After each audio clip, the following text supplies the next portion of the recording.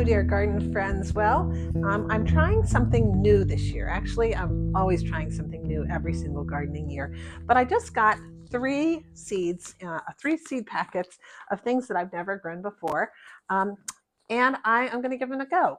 First thing, there are a couple of different kinds of peppers. The first pepper is it's a chili pepper, a hot pepper called fish peppers. Now, I have never heard of fish peppers until I was out with some friends in Baltimore for dinner, and at one of our favorite spots, with a chef that does a lot of local things. And they had fish pepper poppers or some kind of fish pepper appetizer.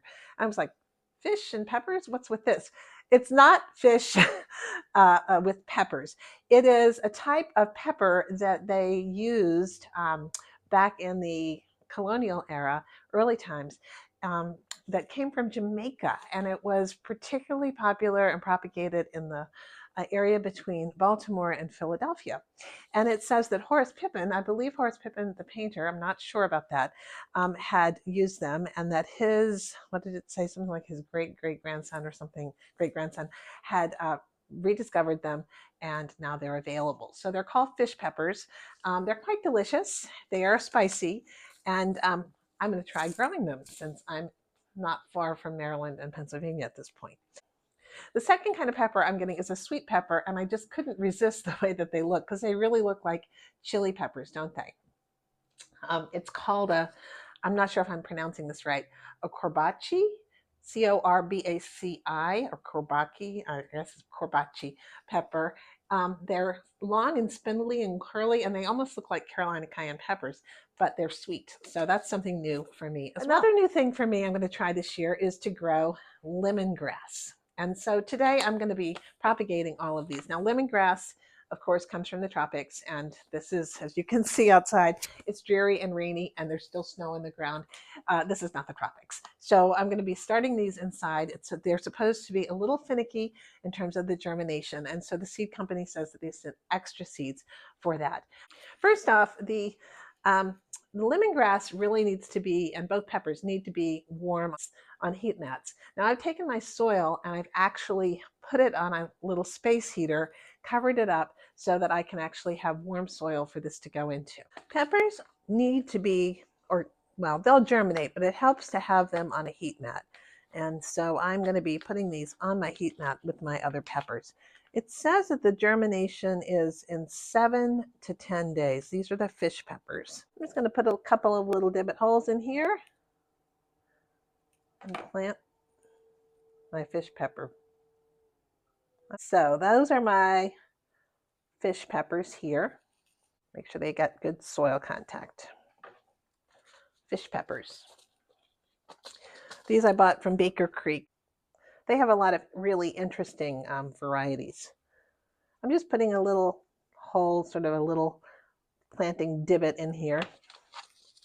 These are the Corbacis. If you know how to pronounce these, let me know, because I'm sure I'm butchering it. These say that they have 10-inch, slender, curved, and twisted fruit, and they are good for frying. They also say that they like to sprout in about 7 to 10 days, which is about right with what my other sweet peppers sprouted in. So we'll just put a couple of these. Maybe I'll put an extra one in just for good measure. I can always move it to another location. Okay, just cover them on up. The soil is nice and warm. It should give them a nice little jump start. Okay, lemongrass. It says requires heat, humidity, moist, rich, and sharply drained soil. So thickly because they're a little bit finicky. It has irregular germination. So it says it germinates in 5 to 21 days. We shall see. 5 to 21 days, it could be 5 days to 3 weeks. We shall see. Oh my goodness, they did put some extra seeds in here. Oh, that's a lot. It's very light. I'm just going to sprinkle it over top of this container. We'll just see how they germinate. And if I get a ton of germination, it says ultimately when I transplant them to pick them up in clumps. So I think it's all right. So I have sown thickly, as they say. I might go ahead and just plant some more of this at some point just to see. It says to put a humidity dome over these. Now, I usually don't use humidity domes, but I'm going to go ahead and try this with a humidity dome and just really watch it to make sure that we don't get any fungal stuff growing. It does say that it likes to be started with a humidity dome. Okay, so I think we've got a bunch of seeds in here.